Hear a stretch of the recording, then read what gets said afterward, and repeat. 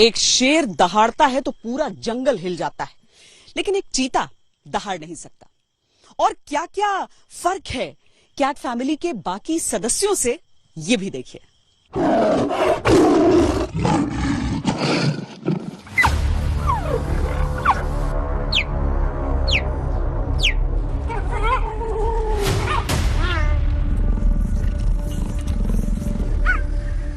Cat family के अपने बाकी भाई बहनों से चीते का सबसे बड़ा फर्क है आवाज का।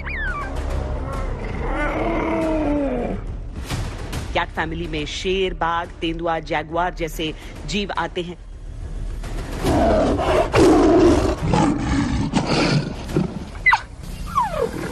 आपको एक एक करके इन सभी जंगल के बादशाहों की आवाजें सुनवाते हैं,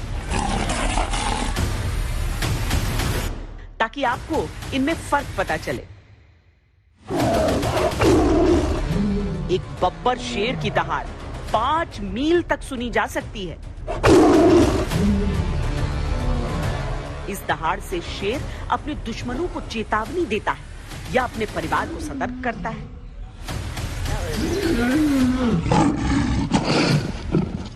ये एक रॉयल बंगाल टाइगर की दहाड़ है।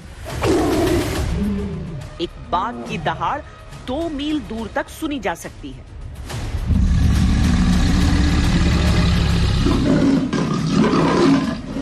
एक तेंदुआ शेर की तरह दहाड़ता तो नहीं है, लेकिन उसकी गुर्राहट भी खतरनाक होती है।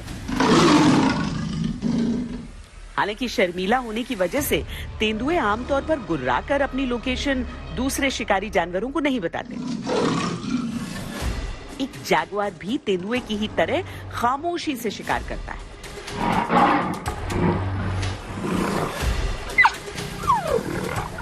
लेकिन अगर आप चीते को कैट फैमिली का समझने की वजह से ये मान बैठे हैं कि चीता भी दहाड़ेगा, तो आप गलत हैं।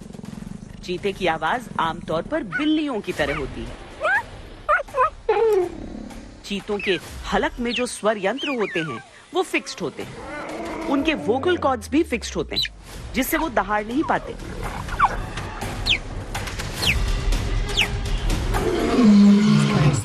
जबकि शेर और बाघ जैसे जानवरों की हलक की मांसपेशियां मजबूत होती हैं। उनके वोकल कॉर्ड्स या स्वर यंत्र भी फिक्स्ड न होकर फोल्डेबल होते हैं। इससे उनको दहाड़ने में मदद मिलती है।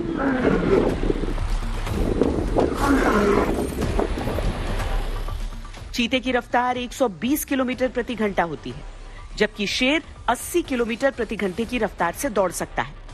एक बाघ की रफ्तार 64 किलोमीटर प्रति घंटा होती है, जबकि तेंदुआ उससे थोड़ा कम 56 किलोमीटर प्रति घंटे की रफ्तार से दौड़ सकता है। जैगुआर भी शेर की ही तरह 80 किलोमीटर प्रति घंटे की रफ्तार से शिकार की तरफ दौड़ता है, लेकिन ये सभी जानवर तभी दौड़ते हैं जब इनको शिकार करना होता है। पर बिल्ली परिवार के इन जानवरों में से 3 को सिर्फ देखकर फर्क करना आसान नहीं है। चीता, तेंदुआ और जैगुआर करीब करीब देखने में एक जैसे ही लगते हैं। शरीर की वही रंगत, खाल पर वही निशान, तो आप कैसे पहचानेंगे कि इनमें से चीता कौन है, तेंदुआ कौन और जैगुआर कौन?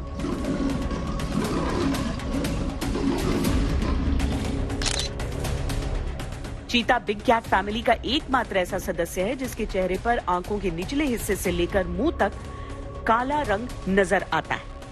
चीता 1 से 1.5 मीटर लंबा होता है। इसका वजन 34 से 54 किलो के बीच होता है। हल्के वजन के कारण ये तेज दौड़ता है। तेंदुए के पूरे शरीर पर भी स्पॉट होते हैं, लेकिन किसी फूल की पंखुड़ी जैसे बिखरे हुए। तेंदुआ पेड़ पर भी चढ़ पाने में सक्षम होता है, जबकि चीता पेड़ पर नहीं चढ़ सकता। अच्छा, तेंदुआ और चीता तो फर्क कैसे करेंगे? चीता के ऊपर छोटे छोटे सिंगल मार्क्स रहते हैं, तेंदुआ ऐसे होते हैं, ऐसे और तेंदुआ के ऊपर जो ना ग्रुप में समूह में बनते हैं, ऐसा गोल होता है। जैगुआर अमेरिका और अमेज़न के जंगलों में पाया जाता है। ये 6 फीट लंबे होते हैं, पूंछ 3 फीट की होती है, वजन करीब 159 किलो होता है। जैगुआर अक्सर मगरमच्छ को भी मार के खा जाते हैं। ये जो पूरा इलाका आप देख रहे हैं, ये कूनो नेशनल पार्क है। अगर समूचे पार्क के इलाके को हम देखें तो ये 1235 वर्ग किलोमीटर का इलाका है, जिसमें से जो कोर एरिया है वो 748 वर्ग किलोमीटर है। चीतों के बारे में ये कहा जाता है कि इन्हें ज्यादा जगह की जरूरत रहती है, खासकर ये जो अफ्रीकी चीते हैं। लेकिन अगर हम भारत की बात करें और भारत के जंगलों की, मध्य प्रदेश के जंगलों की बात करें, तो यहाँ पर किसी भी तरीके से इनके लिए खान पान की कमी रहती नहीं है। तो देखना यह होगा कि जिस तरीके से और जिस सोच के साथ इन्हें यहां पर लाया गया है, ये उसमें किस तरीके से ढलते हैं।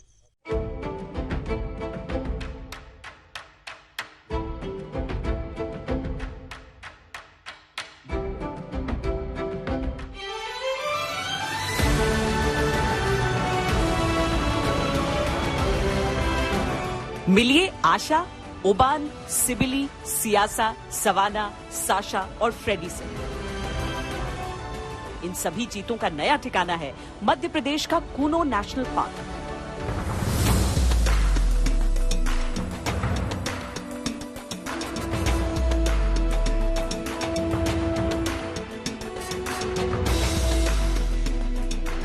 अब ये 8 भारत के मेहमान नहीं है, कूनो नेशनल पार्क ही इनका घर है।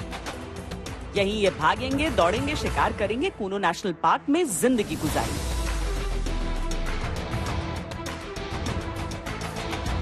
लेकिन सवाल है, कूनो नेशनल पार्क ही क्यों? 7 दशक बाद चीतों को बसाने के लिए मध्य प्रदेश के कूनो को ही क्यों चुना गया? गुजरात या फिर छत्तीसगढ़ क्यों नहीं? या एमपी का ही कोई दूसरा राष्ट्रीय उद्यान क्यों नहीं? इसके पीछे एक विस्तृत चीता एक्शन प्लान तैयार किया गया। हमारे वैज्ञानिकों ने लंबी रिसर्च की, साउथ अफ्रीकन और नामीबियाई एक्सपर्ट के साथ मिलकर काम किया। हमारी टीम्स वहां गई, वहां के एक्सपर्ट भी भारत आए। पूरे देश में चीतों के लिए सबसे उपयुक्त क्षेत्र के लिए वैज्ञानिक सर्वे किए गए और तब कूनो नेशनल पार्क को इस शुभ शुरुआत के लिए चुना गया।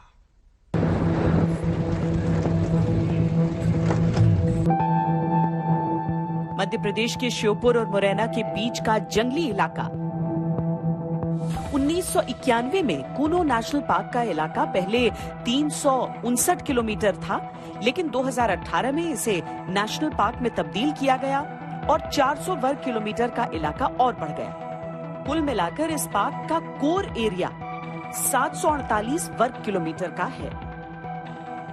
कोई समस्या आनी नहीं है चीतों को। ये बहुत घना जंगल तो है, लेकिन इसके अलावा चीतों को यहाँ पे भागने की जगह खूब मिलेगी, जो बहुत ज्यादा जरूरी है। पानी की समस्या नहीं होगी। समस्या नहीं है। एक तो ये भी नदी भी है, कूनो नदी। इसके अलावा यहाँ पे खूब सारे पोखर भी बने हैं और अगर बहुत ज्यादा गर्मी पड़ती है, वैसे तो ये नदी साल भर पानी से भरी रहती है। स्टॉप डैम है, जिसके चलते कई जगहों पर अगर आप देखें तो यहाँ पर नदी में पानी रहता है, तो यहाँ पे बहुत ज्यादा पानी की किल्लत होती नहीं है, जबकि इसके बावजूद यहाँ गर्मी बहुत ज्यादा पड़ती है। लेकिन इसके अलावा यहाँ पे अंदर पोखर भी इतने हैं कि अगर कोई समस्या नदी सूखने की भी आती है, नदी मई के एकदम अंत में सूखती है, उसके बाद यहाँ पे बारिश आ ही जाती है, तो बारिश के चलते नदी में पानी रहता है। लेकिन अगर ये सूख भी गया तो पोखर में इतना पानी है जंगलों में अलग अलग जगहों पर कि चीते हों या दूसरे वन्य जीव हों, वो अपनी प्यास आसानी से बुझा लेते हैं।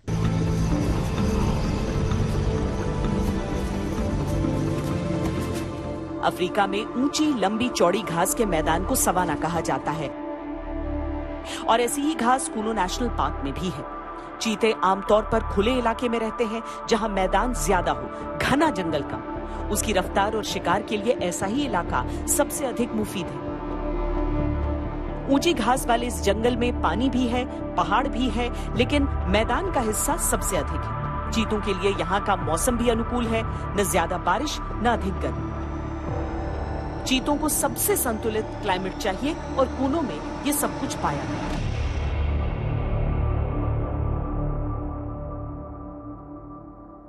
उसके पानी के रिक्वायरमेंट्स, वो सारी चीजें यहाँ पर पूरी होंगी। ये इसमें जो हमारे पार्टनर्स हैं बेसिकली जो साउथ अफ्रीका और नमीबिया से जो एक्सपर्ट्स हैं वो मल्टीपल टाइम्स यहाँ पे आए हैं। मल्टीपल टाइम्स उन्होंने यहाँ पे एक्सटेंसिवली घूमा है, देखा है, हैबिटाट को इवेल्युएट किया है और उसके बाद ही जब उन्होंने गो अहेड किया है कि नहीं ये चीता विल बी हैप्पी हियर, तभी हम लोग इसमें आगे बढ़ेंगे। और आने वाले दिनों में भी वो आते रहेंगे? अब बिल्कुल अभी एक्सपेक्टेड है कि हम साउथ अफ्रीका से भी एमओयू अभी होना बाकी है और एक बार एमओयू हो जाता है तो फिर आगे की मॉडलिटीज फिर डिसाइड होंगी। पर उत्साह बहुत है। हाँ बिल्कुल बहुत उत्साह है और उत्साह के साथ साथ सबके लिए बहुत गर्व की भी बात है कि चीता हम लोगों के देश में लगभग 75 साल के बाद में वापस आया है और सभी को यह आशा है कि ये जो एक प्रयोग हुआ है विश्व स्तर पर, ये प्रयोग सफल होगा और भारत देश इसमें इसको सफल करेगा। कूनो नेशनल पार्क में चीते को आहार के लिए भी कोई कमी महसूस नहीं होगी। चीतों को लाने से पहले यहाँ हजारों की संख्या में जानवरों को बसाया गया ताकि चीते शिकार कर सके। फिलहाल इस नेशनल पार्क में 10,000 से ज्यादा हिरण हैं, जो अलग अलग प्रजातियों के हैं, जिसमें चिंकारा और काला हिरण शामिल हैं। 27,000 के आसपास सांबर हैं, 29,000 के करीब चीतल, 5,000 नीलगाय, 4,000 के आसपास जंगली सुअर। लेकिन शुरुआती 1 महीने तक ये क्वारंटीन में रहेंगे और शिकार नहीं करेंगे। इन्हें मांस परोसा जाएगा। इस मांस को हमेशा पूरी जांच के बाद ही चीतों को दिया जाएगा। फिलहाल एक छोटे बाड़े में मौजूद ये सभी चीते जब 1 महीने के बाद एक बड़े इलाके में छोड़े जाएंगे, तब वो चीतल, नीलगाय, जंगली सुअर और सांबर का शिकार कर पाएंगे। उससे पहले के 1 महीने में इन चीतों को 2 से 3 दिन में मांस परोसा जाएगा और ये वेटेरिनेरियंस की राय पर निर्भर करेगा। 1 महीने तक इन चीतों की निगरानी के लिए खास ख्याल रखा जा रहा है। पेड़ों पर ट्रैप कैमरास को फिक्स किया गया है ताकि 24 घंटे इन चीतों की हर हरकत पर नजर रखी जा सके। इन सभी चीतों के गलों में रेडियो कॉलर्स लगे।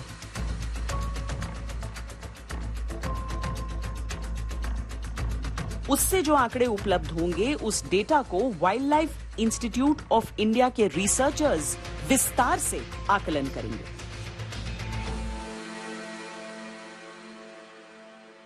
चीते को हिंदुस्तान लाया गया है, पर आखिर क्यों? चीते को अगर हिंदुस्तान लाया गया है तो यहां पर कैसे उसकी आबादी में वृद्धि होगी, कैसे उसका संरक्षण होगा, कैसे दुनिया के लिए बनेगी मिसाल, कैसा होता है चीता? क्योंकि हम में से आखिर कितने हैं जिन्होंने चीते को कभी भी देखा है? तो आज चीते के बारे में सारी जानकारी श्वेत पत्र में आपके लिए।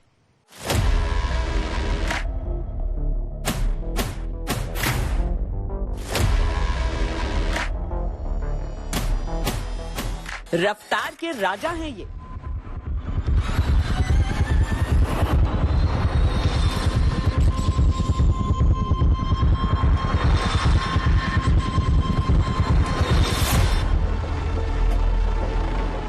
खूबसूरती इनकी बेजोड़ है। शिकारी ये बेमिसाल है।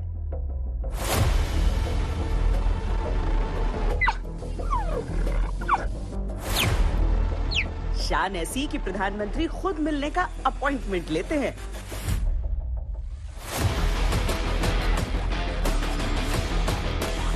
भारत में चीतों का स्वागत है।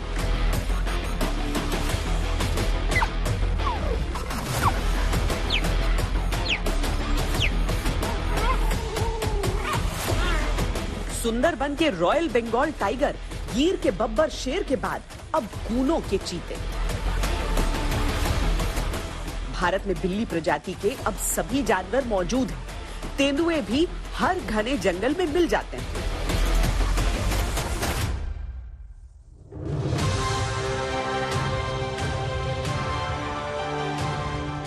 प्रधानमंत्री मोदी ने लीवर खींचकर पिंजरा खोला तो नमीबिया से लाए गए चीतों ने भारतीय सरजमी पर पांव रखा।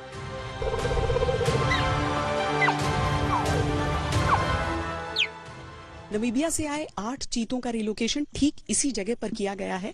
प्रधानमंत्री इसी मंच पर पहुंचे थे और इसके ठीक नीचे आप एक पिंजरे की शक्ल में एक हिस्सा देख रहे हैं। उसके भीतर वो बॉक्स मौजूद था जिसके अंदर 2 मादा चीता मौजूद थी। ये दोनों एक दूसरे की पक्की दोस्त हैं। प्रधानमंत्री ने यहीं से लिवर को खोलकर और उसके बाद नीचे से उन दोनों ने प्रवेश किया था इसी हिस्से में, बाड़े के इसी हिस्से में। इस वाले बाड़े में वो 2 मादा चीता इस समय रह रही हैं। अभी तक उन्हें देखकर, उनकी हरकतों को देखकर सबको बहुत संतुष्टि हो रही है।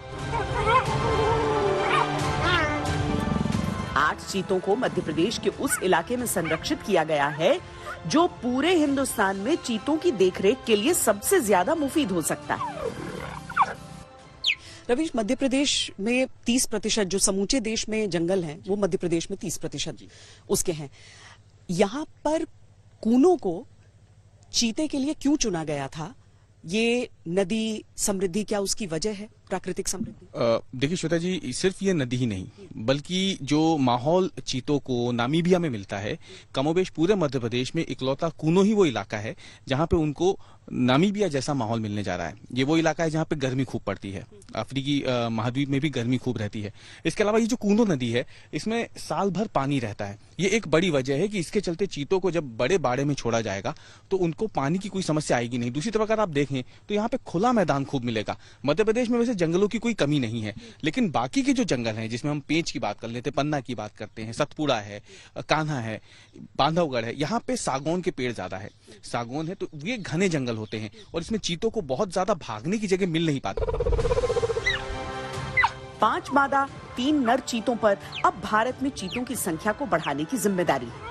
1947 में विलुप्त हुए चीतों ने भारत में वापसी की है। लेकिन क्या आप जानते हैं कूनों में कैसे होगा चीतों का संरक्षण? कितने दिनों में बढ़ेगी चीतों की आबादी? चीते, बाघ, तेंदुए और जैगुआर में क्या अंतर होता है? चीता बिल्ली की तरह क्यों बोलता है जबकि शेर, बाघ दहाड़ते हैं? चीते को रफ्तार कहां से मिलती है?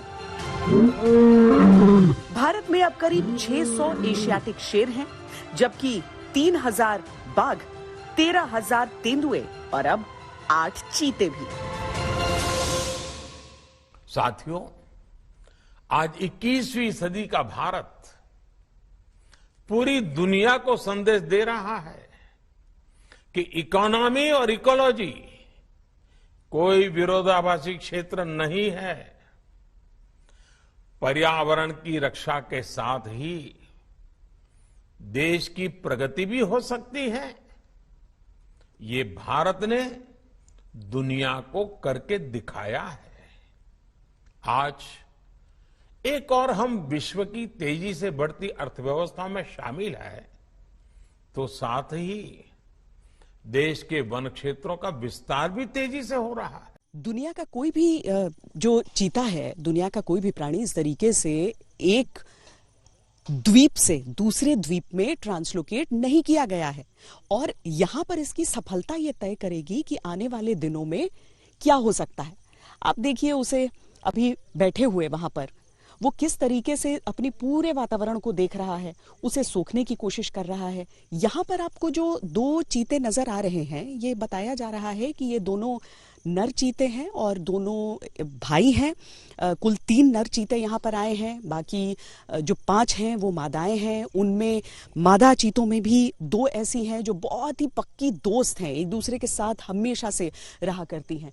तो ये बड़ा ही दिलचस्प किस्सा है, बड़ी दिलचस्प इनकी दुनिया है। लेकिन जरूरी है कि एक मानव होने के नाते हम इन जीवों की जरूरतों को भी समझें, इस पर्यावरण की जरूरत को समझें, प्रकृति को समझें, केवल दोहन न करें। इतनी सुंदरता अगर आपको अपनी आंखों के सामने आज दिख रही है तो उसको हमें जज्ब भी करना है और उसका सम्मान भी करना है।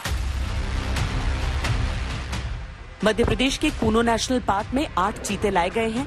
इनमें से 3 नर और 5 मादा हैं। इसके पीछे भी एक तर्क है। आमतौर पर 3 नर चीते साथ रहते हैं और मादा अकेले अपने बच्चों को गुफाओं में छुपाकर पालती है। 3 से 4 नर चीते एक गुट बनाकर साथ रहना पसंद करते हैं। ताकि दूसरे बड़े जानवरों से खुद की रक्षा कर सकें।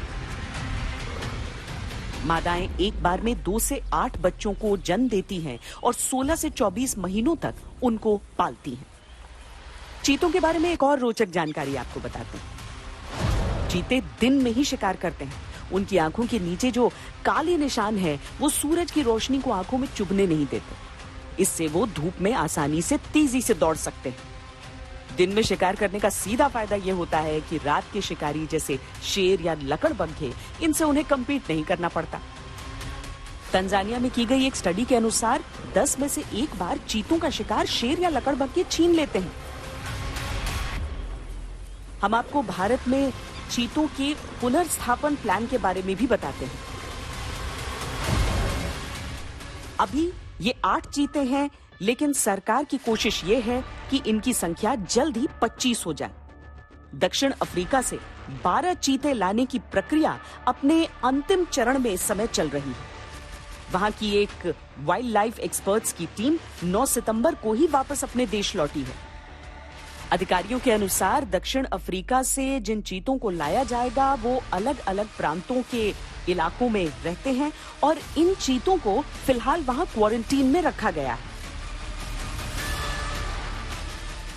लेकिन केवल विदेश से इन चीतों को मंगाना ही नहीं, बल्कि भारत में आए इन चीतों का जब अपना प्रजनन होगा और इनकी आबादी में प्राकृतिक वृद्धि होगी, वही सफलता का असली पैमाना होगा।